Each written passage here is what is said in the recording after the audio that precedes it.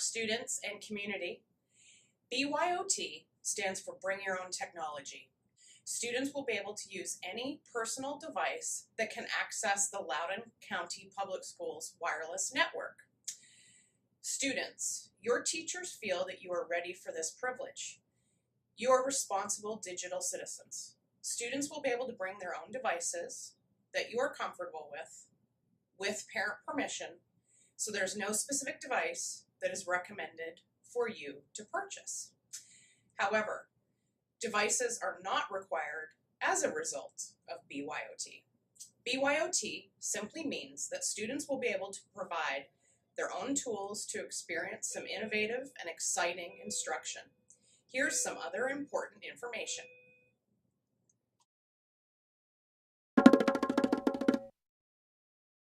Why BYOT? The current technology provided by the school, like computer labs, iPads, and laptops, is an excellent resource, but it's often hard to stretch that resource to serve the entire school at once. The extra technology provided by BYOT allows more flexibility in the teaching and learning process, because teachers will no longer have to hope that technology is available to their students before moving forward with a new educational opportunity. The students will bring their own technology, making them 21st century learners prepared to practice a range of skills necessary in today's world, like creativity, critical thinking, communication, collaboration, and digital content production. In this way, BYOT is also a tool to support One to the World, another LCPS initiative which aims to increase student engagement and collaboration by challenging them to solve real-life problems that are also content-based, authentic, publicly shared, and connected to the world. The main reason we as educators find BYOT so exciting is that it will allow us fresh ways to challenge our students and ourselves. Many teachers are already using their creativity to find cool ways to use BYOT in their classrooms, such as playing online interactive review games to prepare for tests in history, and a lesson that shows students how to use the internet to search for books that appeal to their tastes in language arts. The teachers at Harper Park believe it's our job to prepare students for the world. BYOT, when it's added to the great instruction that's already going on here, will help us achieve that goal as we provide students experiences that will make them more comfortable and skillful with the technology that is definitely a part of the world that we live in.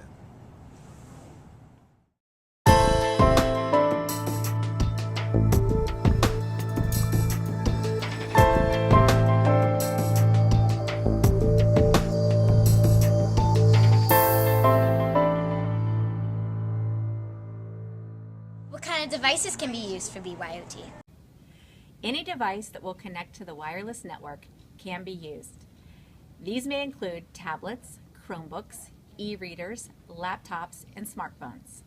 Your teacher will be able to tell you what kind of device will be most useful for the lesson that is planned. For example, smartphones can be used for different class activities that involve research or participating in class-wide polls. However, some projects may require word processing where it would be useful to have a device that has a keyboard. What if I don't have a device? Students will be able to check out individual Chromebooks from the library for use in HPMS classes. In other cases, class activities may be designed as a collaboration effort where only one or two members of a group may need to have access to a device. When to BYOT? Students may bring their own devices every day if they wish. However, unless your teacher has asked you to bring a device for that specific class, then you should leave it in your locker. The stoplights in the classroom or the hashtag BYOT notes outside the door will help you determine if you should bring your device to class that day. Remember, red means the device should be off and in your locker. What else should students bring with their device? That's a great question. First of all, I want to tell you to make sure you have a protective case. One day, I brought my iPad to school thinking that was a great idea until it fell. Oh my goodness, what a costly mistake. I had to pay $250 to have it repaired. So make sure whatever you're bringing to school has a protective case, whether it's an iPad or an iPhone, whatever you're bringing. Also, it's really important that if you're going to have something with sound, that you have some earbuds. We don't want to disturb everybody around us. And the other thing that you might want to think about is come to school with your device fully charged.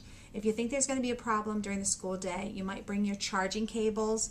But let me give you a warning. Teachers are not going to be too happy if you're constantly interrupting their lessons and asking if you can go plug in your device. Can students access the network? Yes, the wireless network will be open for students to connect. While at school, students will be required to use the LCPS network connection and not the phone's cellular data. Does this mean students can listen to music, text, and Instagram during class? No, devices will be used for instructional purposes only. On your school's wireless network, many social media feeds will be blocked, and you are expected to follow the instructional acceptable use policy. When devices are used in class, your teacher will explain exactly what you will be using them for. Can students use their device anywhere whenever they want? No, there will be zones in the school that will be red, yellow, and green. When devices are being used in class, your teacher will identify whether you're in a yellow zone, that's when you should ask before using them, or a green zone, when you're free to use them as instructed. Other parts of the school will always be designated as red zones, that is hallways, cafeteria, bathroom, and the locker rooms. What happens if students lose or break their devices? When you bring your own device to school, then you are accepting responsibility for the care and maintenance of your technology. Neither the teachers, school librarians, or TRT can help you if you are having trouble with your own technology at school. Be sure to practice using your device at home so that you're familiar with it before you begin using it at school. If your device is lost, stolen, or broken, the school is not responsible. Keep track of your belongings, and, if you can, label your devices or accessories with your name. This is especially important for charging cables, which all look alike.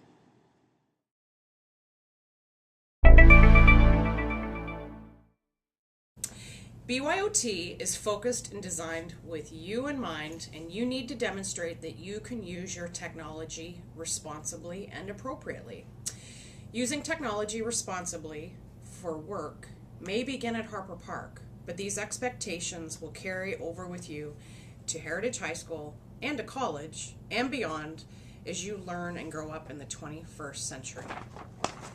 Above all, please remember that BYOT is a privilege and that we want all students to be able to access this. But this privilege is not guaranteed. In order for BYOT to be successful at Harper Park, we need to practice being there, being ready, and being kind, both in the digital world and at school. These expectations are not new. We see you in the classrooms, in our hallways, and even outside the school, rising above these standards every day. We need to be mindful what these behaviors look like when we add technology to our communication and collaboration.